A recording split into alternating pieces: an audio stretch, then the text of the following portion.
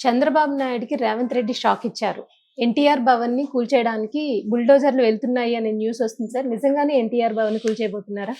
ఇప్పుడు 2 రకాల ప్రాబ్లమ్స్ కనిపిస్తాయండి. ఒకటి ఆహ్, అక్కడ కేబీఆర్ పార్క్ ఉంది. కేబీఆర్ హ్మ్. పార్క్ చుట్టుపక్కల విపరీతమైన ట్రాఫిక్ జామ్ ఉంటది. జూబిలీ హిల్స్, బంజారా హిల్స్ ఈ రోడ్ల మధ్యలో. ఎప్పటినుంచో ఉంది ఆ ప్రాబ్లమ్. గతంలో కేసీఆర్ గూడా దాన్ని అక్కడ ఫ్లైఓవర్‌లు నిర్మించాలని 2016లోనే ట్రై చేశారు. అప్పుడు అక్కడ ఎస్ఆర్‌డిపి పేరు అంటే స్ట్రాటజిక్ రోడ్ డెవలప్‌మెంట్ ప్రాజెక్ట్ అని ఆ పేరుతో కేసీఆర్ ఫ్లైఓవర్‌లను పెట్టాలని చూశారు. హ్మ్. అయితే ఏమవుతుందంటే కేబీఆర్ పార్క్ అనేది నేషనల్ పార్క్ అన్నమాట. జాతీయ ఉద్యానవనం కింద డిక్లేర్ అయిపోయింది. హ్మ్.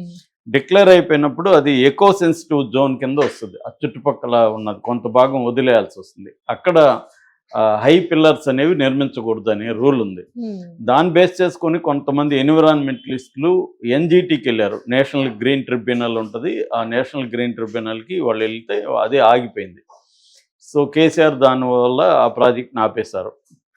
ఈ ఎకో సెన్సిటివ్ జోన్ అనే ఇబ్బంది వల్ల. హ్మ్. అయితే రేవంత్ రెడ్డి వచ్చినాక దీన్ని డిజైన్స్ చేంజ్ చేశారు. డిజైన్స్ చేంజ్ చేసి ఎకో సెన్సిటివ్ జోన్కి ఇబ్బంది రాని పద్ధతిలో ఇప్పుడు డిజైన్ చేస్తున్నారు. సో ఇప్పుడున్న రేవంత్ రెడ్డి గవర్నమెంట్ ప్లాన్ ఏంటంటే దీని చుట్టుపక్కల మొత్తం 6 అండర్ పాస్లు, 8 ఫ్లైఓవర్లు, స్టీల్ బ్రిడ్జ్లు కన్స్ట్రక్ట్ చేయాలనేది ప్లాన్ అనమాట. హ్మ్. ఇంకొక 10 రోజుల్లో టెండర్లు కూడా వెళ్ళబోతుంది. హుహు.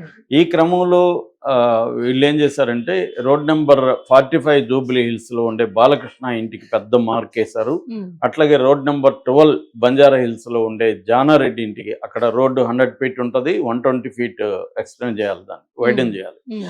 అక్కడ వేశారు. దాంతోపాటు ఇప్పుడు main entrance KBR park main entrance ఎదురుగానే ఎన్టీఆర్ ట్రస్ట్ భవన్ ఉంటుంది. హ్మ్. అంటే తెలుగుదేశం ఆఫీస్ అది. సో అది కూడా ఇబ్బందిగా ఉంది. హ్మ్. అక్కడ కూడా ఫ్లైఓవర్ అది వస్తుంది కాబట్టి దాన్ని కూడా కొంత భాగం కొట్టేసే పరిస్థితి. హ్మ్.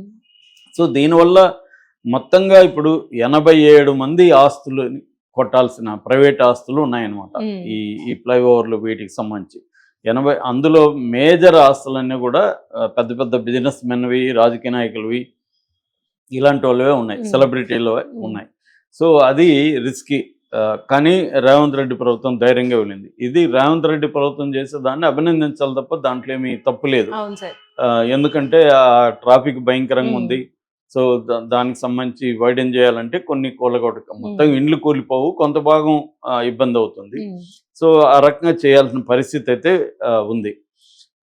ఇది ఒక ఆస్పెక్ట్. దీని మీద ఇప్పుడు విమర్శలు వస్తున్నాయి. బాలకృష్ణ అది కొడతారా? ఎన్టీఆర్ భవన్ కొడితే సెంటిమెంట్ ఉంది. బాలకృష్ణకి సెంటిమెంట్ ఉంది. హుహు. బాలకృష్ణ ఎంత సెంటిమెంట్లు ఉంటాయో మనకు తెలుసు హ్మ్. ఆల్రెడీ. అప్పుడు కాల్పుల సంఘటన కూడా ఈ సెంటిమెంట్ వల్లనే కాల్పుల సంఘటన కూడా చోటు చేసుకుందనేది అప్పట్లో వచ్చిన వార్త. బెల్లంకొండ సురేష్, సత్యనారాయణ అనే ఇంకొక జ్యోతిష్యుడు వీళ్ళ మీద కాల్పులు జరపడానికి కారణం కూడా ఈ సెంటిమెంట్లకు సంబంధించిన విషయమే అని అప్పట్లో వార్తలు వచ్చాయి. హ్మ్. అట్లాగే చంద్రబాబుకు కూడా సెంటిమెంట్లు ఉంటాయి. తెలుగుదేశం ఆఫీస్‌ని కొడితే నష్టం అవుతుంది తెలుగుదేశానికని సెంటిమెంట్ ఆయనకి కూడా ఉంటుంది. అందువల్ల ఇప్పుడు దాని జోలికి వస్తే కబడ్దార్ అని తెలుగు తమ్ముళ్ళు ఆల్రెడీ తిరుగుబాటులో మూడ్లో ఉన్నారని చెబుతున్నారు. హుహు. ఎందుకంటే గతంలో ఎన్నికల్లో తెలుగుదేశం పార్టీ ఇక్కడ పోటీ చేయకుండా ఇండైరెక్ట్గా రేవంత్ రెడ్డికి మద్దతు ప్రకటించింది. హ్మ్. అందుకని సీమాంధ్రులు, తెలుగుదేశానికి అభిమానంతో ఉన్న సీమాంధ్రులంతా కూడా రేవంత్ రెడ్డికి సపోర్ట్ అవును చేశారు. సార్. అయితే అది హైదరాబాద్ చుట్టుపక్కల దాని ఎఫెక్ట్ పెద్దగా తెలియదు. హ్మ్. ఎందుకంటే ఈ హైదరాబాద్ చుట్టుపక్కలంతా కూడా కేసీఆర్‌కే ఓట్లు పడ్డాయి. అయితే కొన్ని జిల్లాలలో మాత్రం రేవంత్ రెడ్డికి ఉపయోగం జరిగింది. అయితే ఇప్పుడు వాళ్ళందరినీ వ్యతిరేకం చేసుకునే ధైర్యం చేస్తాడా రేవంత్ రెడ్డి అనేది ఒక ప్రశ్న. ఇది కేబీఆర్ పార్క్ చుట్టూ ఉన్నది. ఇక రెండవది ఏంటంటే ఎన్టీఆర్ ఘాట్ లేదా ఎన్టీఆర్ మార్గ్, మనకి అక్కడ ఎన్టీఆర్ గార్డెన్స్ హ్మ్. నెక్లెస్ రోడ్లో అది కూడా కూలగొట్టేస్తారు అన్న ఒక వార్త వస్తుంది. ఎందుకంటే ఇప్పుడు గతంలో కేసీఆర్ ఉన్నప్పుడు తన కొన్ని ఐకానిక్ బిల్డింగ్లు పర్మనెంట్గా నిలిచిపోవాలి, కేసీఆర్ చేశాడరా అన్న హిస్టరీలో నిలిచిపోవాలనే ఉద్దేశంతో కేసీఆర్ ఏం చేశాడంటే బాగున్న సచివాలయాన్ని కొల్లగొట్టి 600-700 కోట్లతో కొత్త సచివాలయం కట్టాడు. దాని తర్వాత అంబేద్కర్ విగ్రహం, పివి నరసింహారావు ఇలాంటివన్నీ పెట్టి ఆయన కొన్ని ఐకానిక్గా కొన్ని చేశాడు. అమరవీరుల ఇది మోనుమెంట్ ఇవన్నీ. ఇప్పుడు రేవంత్ రెడ్డి కూడా కేసీఆర్ సింబల్స్ అన్నిటినీ తుడిచిపెట్టేసి తన సింబల్స్ అనేవి కొత్తగా, అంటే తెలంగాణ సెంటిమెంట్ కేసీఆర్ పేరుతో ఉంది ఇప్పటి వరకు. తెలంగాణ అంటేనే కేసీఆర్ అంటే తెలంగాణ అన్న ఇది ఉంది. దాన్ని కంప్లీట్గా వైప్ అవుట్ చేసేసి తను కొత్తగా ఛాంపియన్ ఆఫ్ ద తెలంగాణ అంటే రేవంత్ రెడ్డి చిరస్థాయిగా నిలిచిపోవాలనేది రేవంత్ రెడ్డికి ఉన్నది. అది ఆయన చాలాసార్లు ప్రకటించాడు కూడా, మీ గుర్తులన్నీ చెరిపేస్తున్నాడు. అందుకనే రేవంత్ రెడ్డి తెలంగాణ గీతం కావచ్చు, తెలంగాణ సింబల్ కావచ్చు, ఇవన్నీ కూడా మార్చే కార్యక్రమంలో ఉన్నాడు. అలాగే ఇప్పుడు రేవంత్ రెడ్డికి ఉన్న ఆలోచన అంటే మనం కూడా ఐకానిక్ స్ట్రక్చర్స్ని తీసుకురావాలి. ఒకటి, ఆల్రెడీ సచివాలయంకి ఆపోజిట్గా రాజీవ్ గాంధీ విగ్రహం పెట్టారు.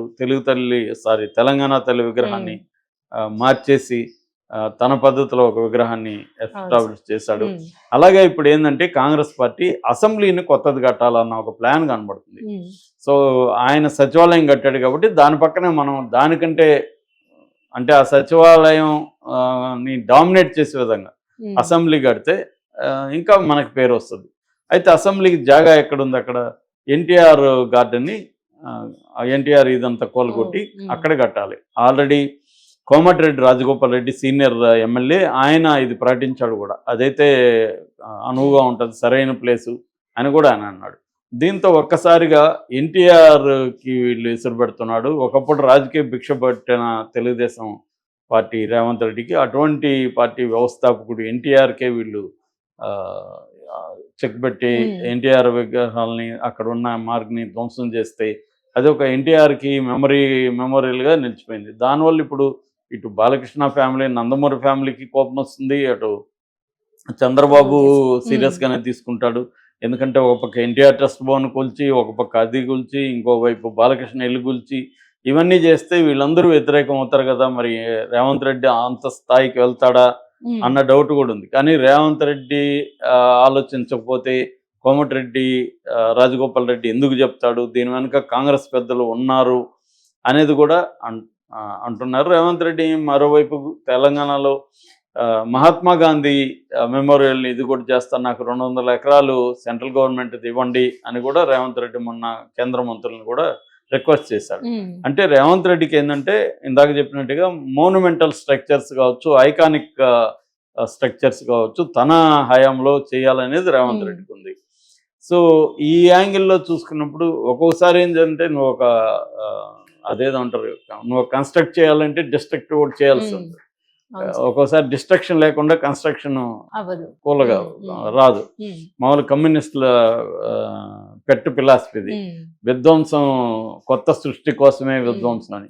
అలాగే రేవంత్ రెడ్డి ఇప్పుడు ఫ్లైఓవర్లు చేయాలి, రోడ్డు వెడల్పు చేయాలన్నప్పుడు తప్పని పరిస్థితుల్లో ఇది చేస్తున్నాడు. దీనికి ఒక రకంగా రేవంత్ రెడ్డికి మంచి పేరు వస్తుంది నిజంగా చేయగలిగితే. అంటే బాలకృష్ణదైనా వదలలేదు, జానారెడ్డి ఒకప్పుడు home minister, Congress party senior నాయకుడు, అయినా కూడా వదలలేదు. అట్లాగే అనేక మంది పెద్దవాళ్ళు 87 మంది ఆస్తులున్నా కూడా రేవంత్ రెడ్డి ధైర్యంగా దిగాడు. కేసీఆర్ చేయలేని పని చేస్తాడంటే ఖచ్చితంగా రేవంత్ రెడ్డికి మంచి పేరు, ప్రజలకు కూడా అది హెల్ప్ అవుతుంది, ఉంటుంది. కానీ అసెంబ్లీ అనే దగ్గర మాత్రం కొద్దిగా ప్రాబ్లం వస్తుంది. ఎందుకంటే అసెంబ్లీ వేరే చోట చేస్తే ఓకే, ఇప్పుడున్న అసెంబ్లీని కొట్టేసి వీళ్ళు కడితే అది ఓకే, కానీ అది కూడా విమర్శ వస్తుంది. ఎందుకంటే అది హెరిటేజ్ స్ట్రక్చర్, అది హెరిటేజ్ స్ట్రక్చర్ని కొట్టడం అనేది అక్కడ సాధ్యం కాదు. కాబట్టి వేరే దగ్గర పెట్టాలి. వేరే దగ్గర అంటే దీని పక్కనే పెడితే వీళ్ళ ప్లాన్ ఏంటంటే అది ఇది కంపేర్ చేస్తే ఇది బ్రహ్మాండంగా ఉంటే